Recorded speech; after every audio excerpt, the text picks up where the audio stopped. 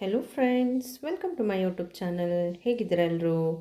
ಇವತ್ತಿನ ವಿಡಿಯೋದಲ್ಲಿ ತುಂಬಾ ಡಿಫ್ರೆಂಟ್ ಆಗಿರುವಂಥ ಬ್ರೇಕ್ಫಾಸ್ಟ್ ರೆಸಿಪಿ ತೋರಿಸ್ತಾ ಇದ್ದೀನಿ. ಯಾವಾಗಲೂ ಒಂದೇ ಥರ ಮಾಡಿ ಬೇಜಾರಾಗಿರುತ್ತೆ. ಯಾವಾಗಾದರೂ ಚೇಂಜಸ್ ಬೇಕು ಅಂತ ಅನಿಸಿದಾಗ ಇದನ್ನು ಒಂದು ಸಲ ಮಾಡಿ ನೋಡಿ, ತುಂಬ ರುಚಿಯಾಗಿರುತ್ತೆ. ಇದಕ್ಕೆ ನಾನು ಸ್ವಲ್ಪ ಸೀಕ್ರೆಟ್ ಇಂಗ್ರೀಡಿಯೆಂಟ್ಸ್ ಎಲ್ಲರ ಮನೆಯಲ್ಲಿ ನಾರ್ಮಲ್ ಆಗಿ ಇರುವಂಥದ್ದನ್ನೇ ಹಾಕಿ ಮಾಡಿದ್ದೀನಿ. ತುಂಬ ರುಚಿಯಾಗಿರುತ್ತೆ. ಬನ್ನಿ ಇದನ್ನು ಹೇಗೆ ಮಾಡೋದು ಅಂತ ನೋಡೋಣ. ಮೊದಲಿಗೆ ನಾನಿಲ್ಲಿ ಒಂದು ಪ್ಯಾನ್ ಇಟ್ಟಿದ್ದೀನಿ. ಇದಕ್ಕೆ 1.5 ಕಪ್ನಷ್ಟು ನೀರು ಹಾಕ್ಕೊಳ್ತಾ ಇದ್ದೀನಿ. ಸೇಮ್ ಇದೇ ಕಪ್ನಲ್ಲಿ 1 ಕಪ್ಪು ರವೆ ತೊಗೊಂಡಿದ್ದೀನಿ ನಾನು. ಅದಕ್ಕೆ 1.5 ಕಪ್ನಷ್ಟು ನೀರು ಹಾಕ್ಕೊಂಡಿದ್ದೀನಿ. ರುಚಿಗೆ ತಕ್ಕಷ್ಟು ಉಪ್ಪು, ಹಾಗೆ 1 ಟೀ ಸ್ಪೂನಷ್ಟು ಎಣ್ಣೆ ಹಾಕ್ಕೊಂಡಿದ್ದೀನಿ. ಇದು ಕುದೀತಾ ಇದೆ. ಇವಾಗ ಇದಕ್ಕೆ ರವೆ ಹಾಕ್ಕೋಬೇಕು. ರವೆನ ಈ ರೀತಿ ಹಾಕ್ಕೊಳ್ಳಿ. ಹಾಕಿ ಚೆನ್ನಾಗಿ ಒಂದು ಸಲ ಇದನ್ನು ಮಿಕ್ಸ್ ಮಾಡಿ, ಗಂಟಿಲ್ದಂಗೆ. ಬೇಗ ಆಗುತ್ತೆ ಇದು ಮಿಕ್ಸಿಂಗ್ ಎಲ್ಲ. ರವೆ ಬೇಗ ನೀರು ಹೀರ್ಕೊಳ್ಳುತ್ತೆ ನೋಡಿ. ಈ ರೀತಿ ಮಾಡಿದ ಮೇಲೆ ಇದನ್ನು ಆಫ್ ಮಾಡ್ಕೊಳ್ಳಿ.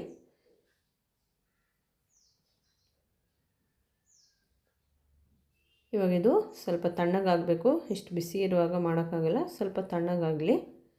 ಇದನ್ನು ಬೇರೊಂದು ಪಾತ್ರೆಗೆ ಶಿಫ್ಟ್ ಮಾಡಿ ಇಟ್ಕೊಳ್ಳೋಣ. ಆಗ ಬೇಗ ತಣ್ಣಗಾಗುತ್ತೆ. ಮುಟ್ಟಕ್ಕಾಗ್ತಾಯಿಲ್ಲ, ಅಷ್ಟು ಬಿಸಿ ಇದೆ. ಇವಾಗ ಸೀಕ್ರೆಟ್ ಇಂಗ್ರೀಡಿಯೆಂಟ್ಸ್ ಅಂದೆಲ್ಲ ಅದೇ ಇದು. 1 ಈರುಳ್ಳಿ, ಸ್ವಲ್ಪ ಸೋಂಪು, ಒಂದು 2-3 ಟೇಬಲ್ ಸ್ಪೂನಷ್ಟು ಕಾಯಿ ತುರಿಯನ್ನು ಹಾಕ್ಕೊಂಡಿದ್ದೀನಿ. ಇದನ್ನು ಕ್ರಷ್ ಮಾಡ್ಕೋಬೇಕು ಈ ರೀತಿ. ಇದನ್ನು ಇದಕ್ಕೆ ಹಾಕ್ಕೊಳ್ತಾ ಇದ್ದೀನಿ. ತುಂಬ ಒಳ್ಳೆ ಟೇಸ್ಟ್ ಕೊಡುತ್ತೆ ಇದು. ತಿಂದರೆ ಮತ್ತಷ್ಟು ತಿನ್ನಬೇಕು ಅನಿಸ್ಬೇಕು, ಆ ರೀತಿ ಟೇಸ್ಟ್ ಕೊಡುತ್ತೆ ಈ ಇಂಗ್ರೀಡಿಯೆಂಟ್ಸ್ ಹಾಕೋದ್ರಿಂದ. ಇವಾಗ ಇದಕ್ಕೆ ಅಕ್ಕಿ ಹಿಟ್ಟನ್ನು ಹಾಕ್ಕೊಳ್ತಾ ಇದ್ದೀನಿ. ನಾನು 1 ಕಪ್ ರವೆ, 1 ಕಪ್ ಅಕ್ಕಿ ಹಿಟ್ಟು ತೊಗೊಂಡಿದ್ದೀನಿ. ಇದನ್ನು ಸ್ವಲ್ಪ ಸ್ವಲ್ಪ ಹಾಕಿ ಮಿಕ್ಸ್ ಮಾಡ್ಕೊಳ್ತಾ ಇದ್ದೀನಿ. ಈ ರೀತಿ ಅಕ್ಕಿ ಹಿಟ್ಟನ್ನು ಹಾಕ್ಕೋಬೇಕು. ಅಕ್ಕಿ ಹಿಟ್ಟು ಹಾಕುವಾಗ ಡ್ರೈ ಅನಿಸಿದರೆ ಸ್ವಲ್ಪ ನೀರು ಸೇರಿಸ್ಕೋಬೋದು. 1 ಕಪ್ ರವೆಗೆ 1 ಕಪ್ ಅಕ್ಕಿ ಹಿಟ್ಟು ಹಾಕಲೇಬೇಕು. ಇವಾಗ ಸ್ವಲ್ಪ ಡ್ರೈ ಆಗಿದೆ, ಅದಕ್ಕೆ ನಾನು ಸ್ವಲ್ಪ ನೀರು ಹಾಕ್ಕೊಳ್ತಾ ಇದ್ದೀನಿ. ಹಾಕಿ ಇದನ್ನು ಮಿಕ್ಸ್ ಮಾಡ್ತಾ ಇದ್ದೀನಿ. ಅಕ್ಕಿ ಹಿಟ್ಟು 1 ಕಪ್ ಪೂರ್ತಿಯಾಗಿ ನಾನು ಆಗಿದೆ.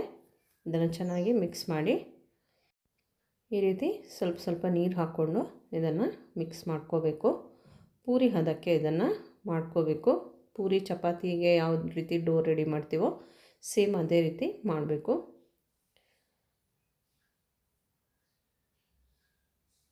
ಈ ರೀತಿ ಡೋ ರೆಡಿಯಾಗಿದೆ. ಈಗ ತಕ್ಷಣಕ್ಕೆ ಮಾಡ್ಕೋಬೋದು. ಇದನ್ನು ತುಂಬ ಹೊತ್ತು ಇಡಬೇಕು ಅಂತೇನಿಲ್ಲ. ಈಗ ಆಯಿಲ್ ಶೀಟನ್ನು ತೊಗೊಂಡಿದ್ದೀನಿ ನಾನು. ಈ ರೀತಿ ಸೈಡೆಲ್ಲ ಕಟ್ ಮಾಡಿಕೊಂಡು, ನಿಮ್ಮ ಹತ್ರ ಒತ್ತು ಮಿಷಿನ್ ಇದ್ದರೆ ಅದರಲ್ಲೇ ಮಾಡ್ಕೋಬೋದು. ಈ ರೀತಿ ಕೈಗೆ ಎಣ್ಣೆ ಸವರ್ಕೊಂಡು ಈ ರೀತಿ ಕೈಯ ಹಿಂಭಾಗದಿಂದ ಈ ರೀತಿ ಮಾಡ್ಕೋಬೋದು. ನಿಮ್ಗೆ ಯಾವ ರೀತಿ ಬರಲಿಲ್ಲ ಅಂದರೆ ಮುಂದ್ಗಡೆನೇ ಮಾಡ್ಕೋಬೋದು, ಬೆರಳಲ್ಲೇ ತಟ್ಕೋಬೋದು ನೋಡಿ. ಈ ರೀತಿ ರೌಂಡಾಗಿ ಮಾಡ್ಕೊಳ್ಳಿ. ಇಷ್ಟಾದರೆ ಸಾಕು. ಇನ್ನೊಂದು ತಟ್ಟಿ ತೋರಿಸ್ತೀನಿ. ಈ ರೀತಿ ಬೆರಳಿನ ಮುಂಭಾಗ ಈ ರೀತಿ ಪ್ರೆಸ್ ಮಾಡ್ಕೊಂಡು ಹೋದರೆ ಈ ರೀತಿ ರೌಂಡ್ ಶೇಪ್ ಬರುತ್ತೆ. ಅದು ಸ್ಮೂತ್ ಡೋ ಇರೋದ್ರಿಂದ ನಾವು ಯಾವ ರೀತಿ ತಟ್ತೀವಿ ಆ ರೀತಿ ಅಗಲವಾಗಿ ಹೋಗ್ತಾ ಇರುತ್ತೆ. ತುಂಬ ತೆಳ್ಳಗೆ ಮಾಡ್ಕೊಳ್ಳೋದು ಬೇಡ, ಇಷ್ಟಾದರೆ ಸಾಕು. ಇವಾಗ ಇದನ್ನು ಎಣ್ಣೆಗೆ ಹಾಕ್ಕೊಳ್ತಾ ಇದ್ದೀನಿ.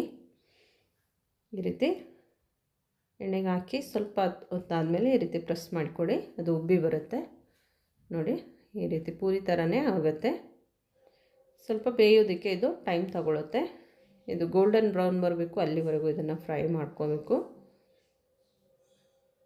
ನೋಡಿ. ಇಷ್ಟ ಆದರೆ ಸಾಕು. ಇದನ್ನು ತೆಗಿತಾ ಇದ್ದೀನಿ. ಹಾಗೆ ಇನ್ನೊಂದು ಹಾಕ್ತಾಯಿದ್ದೀನಿ. ಇದನ್ನು ಕೂಡ ಅದೇ ರೀತಿ ಫ್ರೈ ಮಾಡಿ ತೆಗೀರಿ. ಎಲ್ಲನೂ ಪೂರಿ ಥರನೇ ಉಬ್ಬಿ ಬರುತ್ತೆ, ಯಾವುದೂ ಉಬ್ಬೋದಿಲ್ಲ ಅಂತೇನಿಲ್ಲ, ಚೆನ್ನಾಗಾಗುತ್ತೆ. ಎಲ್ಲಾದರೂ ಹೋಲ್ಸ್ ನಾವು ಮಾಡುವಾಗ ಎಲ್ಲಾದರೂ ಈರುಳ್ಳಿ ಎಲ್ಲಾದರೂ ಇದ್ದರೆ ಹೋಲ್ಸ್ ಆದರೆ ಮಾತ್ರ ಅಲ್ಲಿಗೆ ಬಂದಿರೋದು ಅಲ್ಲಿಗೆ ತಳಕ್ಕೆ ಹೋಗಿಬಿಡುತ್ತೆ. ಇಲ್ಲಾಂದರೆ ಈ ರೀತಿಯೇ ಇರುತ್ತೆ. ತುಂಬ ಅಂದರೆ ತುಂಬ ರುಚಿಯಾಗಿರುತ್ತೆ. ಇದಕ್ಕೆ ನೀವು ಕಡಲೆ ಸಾರು ಅಥವಾ ನಾನ್ ವೆಜ್ ಎಲ್ಲನೂ ಚೆನ್ನಾಗಾಗುತ್ತೆ. ರುಚಿಯಾದಂಥ ಅಕ್ಕಿ ಹಿಟ್ಟು ಮತ್ತು ರವೆಯ ಪೂರಿ ರೆಡಿಯಾಗಿದೆ. ಇದು ಹೇಗಿದೆ ಅಂತ ಒಳಗಡೆ ತೋರಿಸ್ತೀನಿ ನಾನು ಹೇಗಿದೆ ಅಂತ. ತುಂಬ ಸಾಫ್ಟ್ ಇದೆ. ನಾವು ಬರೀ ಅಕ್ಕಿ ಹಿಟ್ಟಲ್ಲಿ ಇದನ್ನು ಮಾಡ್ತೀವಿ, ಅದು ಸ್ವಲ್ಪ ಹಾರ್ಡ್ ಇರುತ್ತೆ. ರವೆ ಹಾಕಿರೋದ್ರಿಂದ ತುಂಬ ಸಾಫ್ಟ್ ಇದೆ. ಇದು ಸ್ವಲ್ಪ ಏಜ್ ಆದವರಿಗೂ ಇದು ತಿನ್ಬೋದು, ತುಂಬ ರುಚಿಯಾಗಿದೆ. ನೀವು ಕೂಡ ಇದನ್ನು ಒಂದು ಸಲ ಟ್ರೈ ಮಾಡಿ. ವಿಡಿಯೋ ಇಷ್ಟ ಆದರೆ ಲೈಕ್, ಶೇರ್, ಕಮೆಂಟ್ ಮಾಡಿ. ಹಾಗೆ ಇದುವರೆಗೆ ನನ್ನ ಚಾನಲ್ ಸಬ್ಸ್ಕ್ರೈಬ್ ಮಾಡೋದೇ ನೋಡ್ತಾ ಇದ್ದರೆ ಸಬ್ಸ್ಕ್ರೈಬ್ ಮಾಡಿ, ನನಗೆ ಸಪೋರ್ಟ್ ಮಾಡಿ. Thank you for watching.